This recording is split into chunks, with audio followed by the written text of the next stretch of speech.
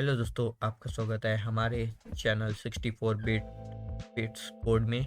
आज हम बेसिकली बात करने वाले हैं वेरिएबल्स के बारे में।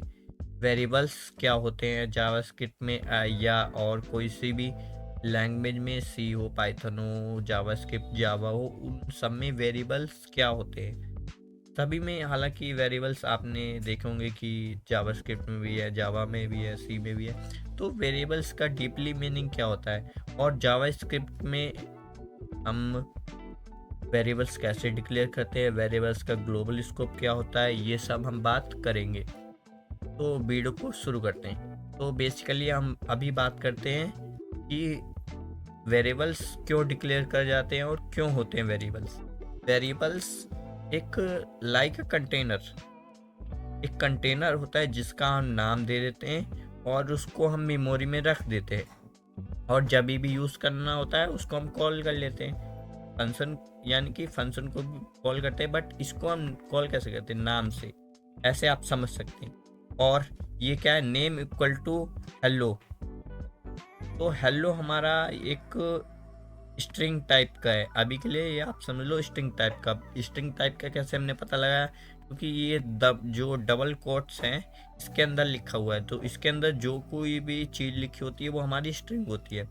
तो हेलो एक हमारी वैल्यू है, उसको हमने एक कंटेनर है जिसका नाम, कंटेनर का नाम क्या है, नेम, उसमें हमें डालना है। तो हमने यहाँ पे एक कंटेनर बना लिया। ये हमारा कंटेनर है, उसका नाम है हमारा नेम, और उसमें हमने वैल्यू डाली है हेलो। तो बेसिकली वेरिएबल यही होता है। और वेरिएबल्स हम डिक्लेयर क्यों करते हैं, वेरिएबल्स हम डिक्लेयर करते हैं जैसे मान लो हमें कभी और कहीं भी यूज़ करना है तो हम नेम को बुलाएंगे, यानी कि जैसे हमने एक यहाँ पे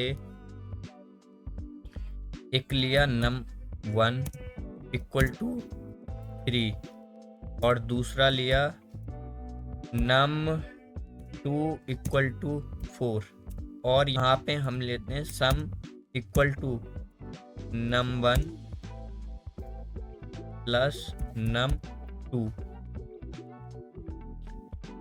तो इसका मतलब क्या हुआ हमारा, इसका मतलब हमारा ये हुआ कि हमने एक वेरिएबल लिया num1 इक्वल टू 3, तो num1 में हमने 3 वैल्यू डाल दी, num2 में हमने 4 वैल्यू डाल दी, और sum equal to num1 plus num2 कर दिया। यानी कि हमने इसको num1 प्लस num2, यानी कि इसको हमने प्लस करा है। हमने वेरिएबल्स के नेम को नहीं, हमने जो इसकी वैल्यू है उसको हम प्लस करते हैं। तो हमने एक्सेस करा, यानी कि इसको हमने यूज़ कर लिया। बेसिकली इतना आप समझ सकते हो, नंबर में जो वैल्यू है वो यहाँ पे आ जाएगी, num2 में जो वैल्यू है वो यहाँ पे आ जाएगी। अब ये हमारा वेरिएबल्स होता है, इतना समझ। तो वेरिएबल्स आपने समझ लिया होगा कि ये कंटेनर होता है, जो कि हम कंटेनर नेम हो गया, वो हमारा कंटेनर का नेम है। और जो वैल्यू है जो हम उसमें वैल्यू डालेंगे वो हमने हेलो वैल्यू डाली है। और ये इक्वल क्यों लगा है, इक्वल होता है हमारा असाइन ऑपरेटर। असाइन ऑपरेटर मतलब हेलो जो है वैल्यू है वो कौन से कंटेनर में जानी चाहिए, जिसका नाम नेम है, उस कंटेनर में हेलो वैल्यू जानी चाहिए। इसका मतलब ये हो गया हमारा। अब बेसिकली हम चलते हैं अपने जावास्क्रिप्ट की फाइल में, यानी कि VS कोड को एक फायर करते हैं। VS कोड हालांकि मेरा चल रखा है, अब VS कोड में चलेंगे उस। तो आई होप आप सभी को ये समझ में आ गया होगा कि वेरिएबल्स क्यों डिक्लेयर करते हैं और वेरिएबल्स होते क्या हैं। अब चलते हैं हम अपने जावास्क्रिप्ट की फाइल में। तो मैंने यहाँ पे इसके लिए एक जावास्क्रिप्ट फाइल बना रखी है, और मैंने यहाँ पे एक टर्मिनल भी खोल रखा है। और टर्मिनल बेसिकली आप यहाँ से न्यू करके एक टर्मिनल खोल सकते हैं। और मैंने टर्मिनल बेसिकली इसलिए खोला है, यहाँ पे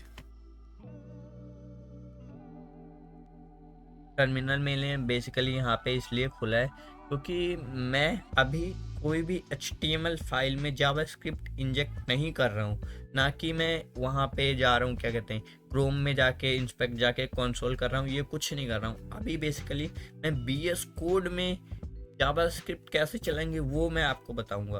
तो उसके लिए आपको Node.js आपके कंप्यूटर में इंस्टॉल और कॉन्फ़िगर भी होना चाहिए। अगर आपके में नहीं है तो बेसिकली आप मेरे को बता सकते हैं। मैं अगर आपके में Node.js कॉन्फ़िगर और इंस्टॉल नहीं है तो बता देना, मैं आपके लिए एक वीडियो बना दूंगा कि उसको कैसे कॉन्फ़िगर करते हैं और जो भी एरर वगैरह आती है वो कैसे सॉल्व करते हैं। तो अभी के लिए मैंने यहाँ पे एक फाइल बना रखी है variable.js के नाम से, आप बना सकते हैं। और एक मैंने यहाँ पे टर्मिनल को खोल रखा है।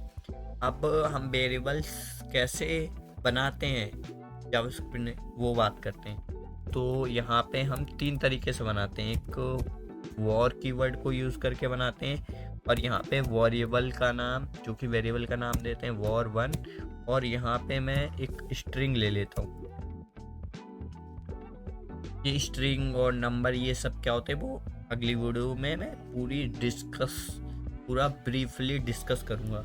और दूसरा ले लेता हूँ मैं var2 इक्वल टू, यहाँ पे मैं कोई नंबर ले लेता हूँ 23, और यहाँ पे एक मैं कॉन्स्ट के नाम से लेता हूँ, यहाँ पे मैं ले लेता हूँ var3 इक्वल टू, यहाँ पे ले लेता हूँ मैं वर्ल्ड।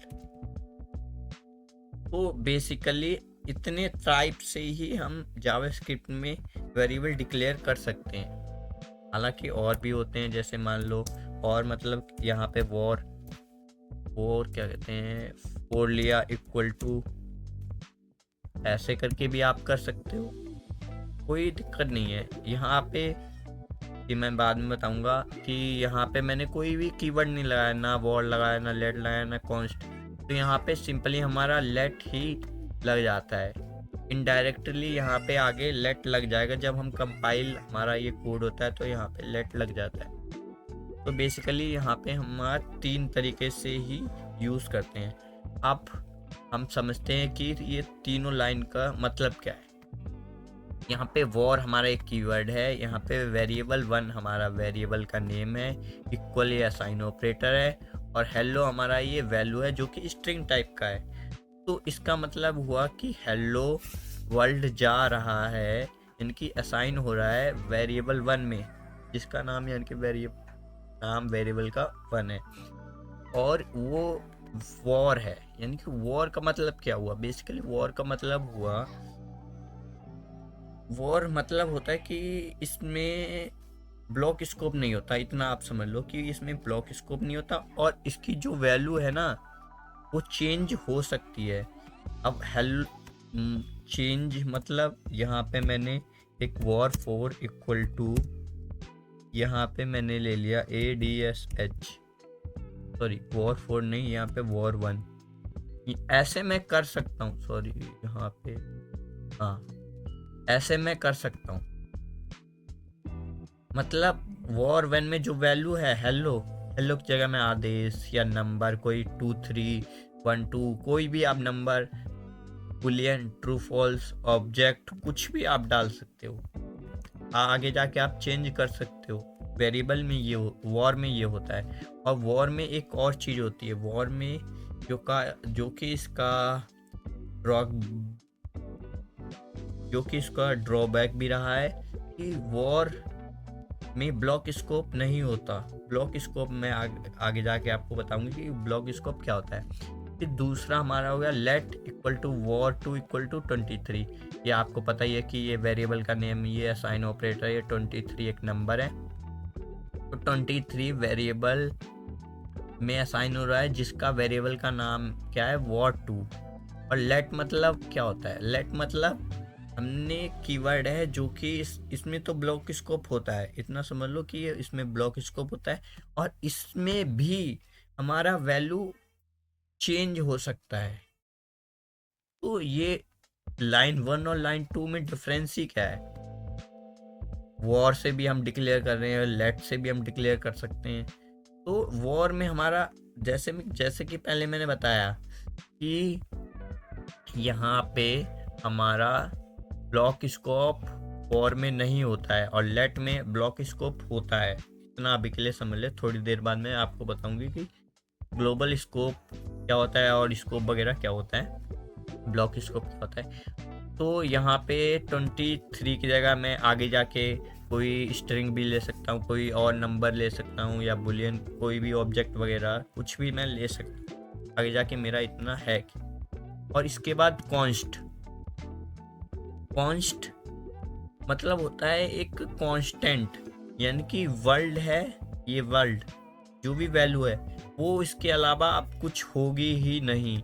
इसका मतलब ये वॉर 3 इक्वल टू, मैं यहाँ पे कुछ भी ऐसे करके, या मैं यहाँ पे कोई नंबर कोई भी अब मैं चेंज नहीं कर सकता हूँ। मैं चेंज करूँगा तो एरर आ जाएगी। जैसे मैं यहाँ पे आपको करके दिखाता हूँ। तो यहाँ पे आपको रन कैसे करना है, इसको पहले यहाँ पे मैं सेव करता हूँ। यहाँ पर बेसिकली आपको रन करना है नोड वेरिएबल डॉट जेएस, ये हमारी कमांड होती है टर्मिनल में। नोड लिखना है और वेरिएबल डॉट जेएस, जो कि ये वेरिएबल डॉट जेएस ये फाइल का नाम है। अभी तो हमारी एक मिस्टेक हो गई, मिस्टेक नहीं, उसे हमने अभी तक इसको प्रिंट तो कराया नहीं है। प्रिंट कराने के लिए हमने क्या करना होता है, हम देखते हैं कि हम जब HTML फाइल में इसको जावास्क्रिप्ट को इंजेक्ट कराते हैं तो console.log करते हैं, और फिर हम क्रोम में जाके इंस्पेक्ट में जाके कंसोल में देखते हैं कि वैल्यू क्या आई है। बट यहाँ पे हम नीचे यहीं पे देख लेंगे अपने टर्मिनल पे। तो उसके लिए हम क्या करते हैं, सिर्फ एक console.log लगाते हैं और सारे वेरिएबल का नाम लिख देते हैं, वेरिएबल का नेम, और सेपरेट करते हैं कॉमा से, war2 war3, जितने भी वेरिएबल आ रहे हैं वो सारे यहाँ पे लिखते जाएंगे। अब यहाँ पे मैं रन करता हूँ तो देख सकते हैं यहाँ पे हमारी एक एरर आ गई है, जो कि बोली है असाइनमेंट टू कांस्टेंट वेरिएबल। यहाँ इसका मतलब क्या, war3 में हम वर्ल्ड ही रहेगा, हमने चेंज इसे नहीं कर सकते। इसका मतलब ये हुआ। अगर मैं इसको यहाँ पे कमेंट कर देता हूँ, कमेंट भी बता देता हूँ मैं क्या क्या होता है। कमेंट मतलब होता है कि ये हमारा कोड रहेगा बट कंपाइल नहीं होगा, इसका मतलब ये होता है, अभी के लिए ये समझ लो। और war3 में अभी वर्ल्ड है, अभी हमने चेंज नहीं करा है, war3 को हमने नंबर या और किसी में चेंज नहीं करा है, तो हमारा ये कोड बेसिकली अब चल जाएगा। अब देख सकते हैं हेलो war1 में क्या वैल्यू है, हेलो वो आ गई। war2 में वैल्यू क्या है 23, वो आ गई। war3 में क्या वैल्यू है वर्ल्ड, वो आ गई। अब मैं यहाँ पे इन सब की वैल्यू भी चेंज करके आपको दिखा देता हूँ। war1 में डालते हैं एक नंबर डाल देते हैं 55, और war2 में एक स्ट्रिंग डाल देते हैं, अपना नाम ही डाल देता हूँ मैं। अब प्रिंट करा के देखते हैं कि क्या आ रहा है। यहाँ पे देखो, पहले war1 में क्या थी वैल्यू, हेलो थी, मगर दूसरी लाइन में क्या हुआ, war1 में इक्वल टू 55, यानी कि हेलो को रिप्लेस कर दिया 55 ने। जो भी हेलो में यानी कि कंटेनर था हमारा, बेसिकली समझ लो कंटेनर में हेलो वर्ल्ड हमने हेलो डाला था, वो हेलो बाहर निकल गया, और 55 उसमें हमने कंटेनर में रख दिया, इतना समझ लो।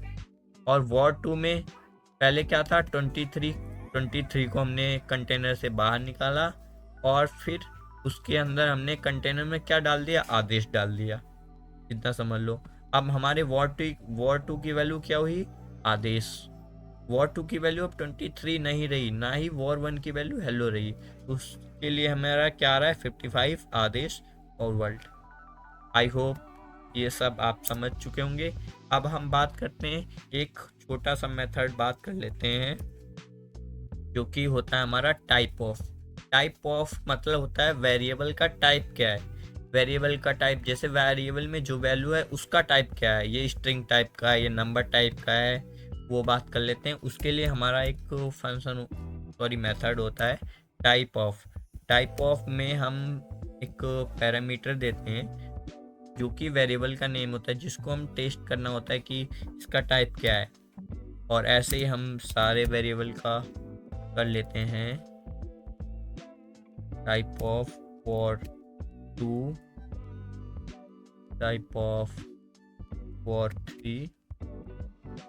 अब यहाँ पे मैं आपको रन करके दिखाता हूँ। यहाँ पे देखो वॉर 1 का टाइप क्या है, 55। 55 में क्या है, नंबर है, तो यहाँ पे हमारा नंबर आ रहा है। फिर देखो वॉर 2 में क्या है, आदेश, एक स्ट्रिंग है, मैंने पहले बोला था, तो स्ट्रिंग आ गई। इसमें वॉर 3 में क्या है, एक स्ट्रिंग है, तो स्ट्रिंग आ गई।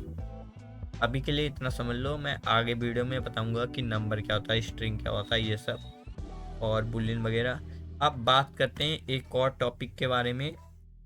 तो दोस्तों अब हम बात करते हैं कि हमारा जो ब्लॉक स्कोप क्या होता है।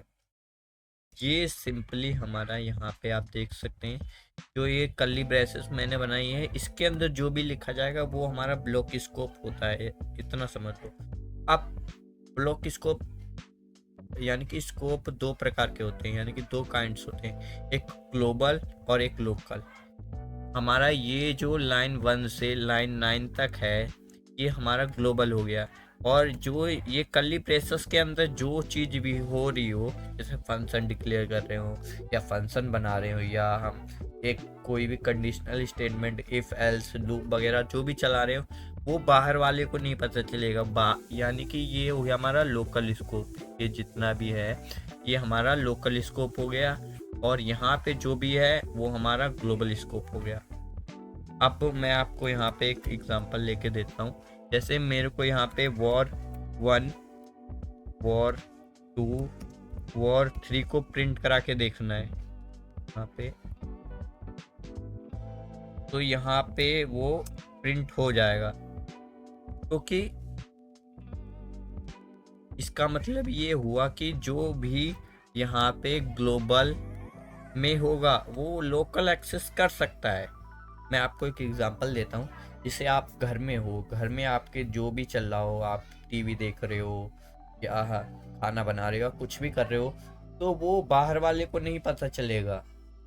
जब तक वो अंदर नहीं आ गया तब तक नहीं पता चलेगा। आप घर में कुछ भी कर रहे हो तो वो हमारा लोकल स्कोप हो गया। अगर बाहर गली के बाहर आपके क्रिकेट चल रहा है, कोई लड़ाई झगड़ा हो रहा है, या कुछ भी सब्जी वगैरह बिक रही है, तो आपको पता चल जाता है। कैसे पता चलता है? क्योंकि वो ग्लोबल स्कोप है। ऐसे ही जावास्क्रिप्ट में बाहर कुछ भी चल रहा हो वो अंदर वाले को पता चल जाता है, मगर अंदर जो चल रहा होता है वो बाहर वाले को नहीं पता चलता। मैं आपको यहाँ पे एक एग्जांपल देता हूँ। एक वेरिएबल बनाते हैं वॉर 4 इक्वल टू, उसको कोई भी रैंडम नंबर दे देते हैं, और यहाँ पे मैं एक इसको प्रिंट करा के देखते हैं ये प्रिंट होगा कि नहीं। देखो यहाँ पे एरर आ रहा है। इसका मतलब जो भी हमारे इसके अंदर चल रहा है वो बाहर वाले को पता ही नहीं चल रहा।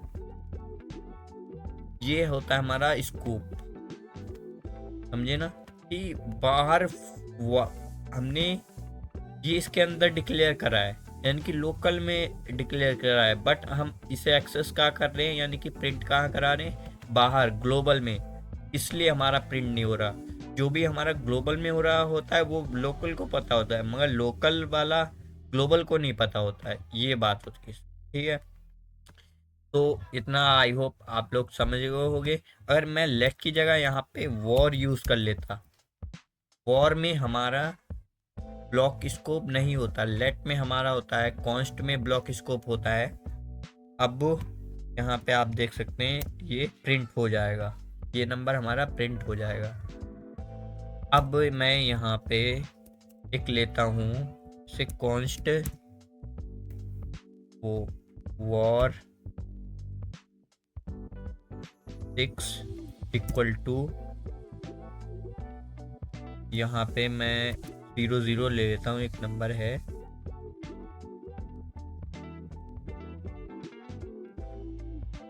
ठीक है।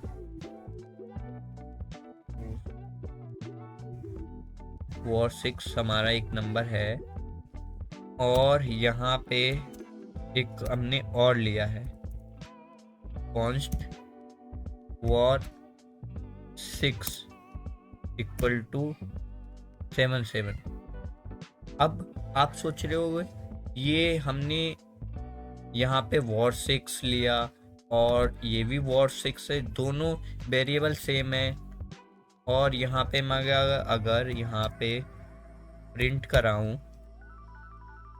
war6 तो कौन सा वाला प्रिंट होगा? ये war6 8 वाला प्रिंट होगा या ये 7 प्रिंट होगा, यानी कि 77। देखते हैं, यहाँ पे देख सकते हैं आप 77 प्रिंट हो रहा है। क्यों 77 प्रिंट हो रहा है? क्योंकि ये हमारा लोकल स्कोप के अंदर हमने काम करा है, और ये war6 ये वाला अलग है और ये वाला अलग है, दोनों वेरिएबल अलग है। यानी कि हम लोकल स्कोप में सेम तरह के एक लोकल स्कोप, यानी कि एक ये अलग स्कोप है से और ये अलग स्कोप है, इसमें हम सेम तरह के वेरिएबल का नाम लिख सकते हैं। अब जैसे मैंने यहाँ पे अगर मैं यहीं पे const war6 इक्वल टू 5 ले लेती तो यहाँ पे हमारा एरर आता। यहाँ पे क्या लिखा है? Can not redeclare block scoped variable war6। इसका मतलब क्या है? इस पे हमने इसको रीडिक्लेयर कर दिया है। रीडिक्लेयर मतलब हमने यहाँ पे दोनों नाम सेम नहीं ले सकते। अब यहाँ पे जैसे यहाँ पे हमने कुछ करा, इतना समझ में आ गया कि ये हमारा रीडिक्लेयर इसके अंदर हम नहीं कर सकते, बट दूसरे ब्लॉक के तो अंदर हम कर सकते हैं। ऐसा तो हमें पता है कि हम दूसरे के अंदर कर सकते हैं। अब मान लो हमने यहाँ पे सिर्फ war6 इक्वल टू 77 लिया है। जैसे हम यहाँ पे चेंज कर रहे थे, ऊपर war1 की वैल्यू हमारी हेलो थी, war1 इक्वल टू 55 हो रहा था। ऐसा क्या इसमें हो सकता है? जैसे हमने const war6 लिया, यहाँ पे मैं थोड़ा सा ब्लॉक हटा देता हूँ ये दोनों, तो ये हमारा war6 इक्वल टू 8 है। इतना हमें समझ में आ गया कि एक वेरिएबल हमने डिक्लेयर करा, और उसके बाद हमने यहाँ पे इसको चेंज भी कर दिया। ये क्या चेंज होगा? देखते, ये हमारा चेंज हो गया है। आप कह रहे थे अभी कांस्टेंट हमारा चेंज नहीं होगा, तो मैं आपको बता दूं कि ये ग्लोबल स्कोप है और ये ये हमारा ग्लोबल स्कोप है। और अभी मैंने थोड़ी देर पहले आपको बताया था, अगर यहाँ पे मैं कोई सा भी कीवर्ड लेट या वॉर या कॉन्स्ट ना लगाऊं तो इसके आगे ऑटोमेटिकली लेट लग जाता है, यानी कि ये वेरिएबल अलग है और ये वेरिएबल हमारा अलग है। तो इतना आई होप आप सभी को समझ में आ गया होगा कि ब्लॉक स्कोप क्या होता है, ग्लोबल स्कोप क्या होता है, लोकल स्कोप क्या होता है, और हमारा जो वेरिएबल्स कैसे डिक्लेयर करते हैं और टाइप ऑफ उसका कैसे देखते हैं। एक मेथड हमने टाइप ऑफ भी पढ़ा है। अब मिलते हैं आपको नेक्स्ट वीडियो में। उस वीडियो में हम बात करेंगे डाटा टाइप्स के बारे में। तो तब तक के लिए take care, good bye, thank you so much for watching.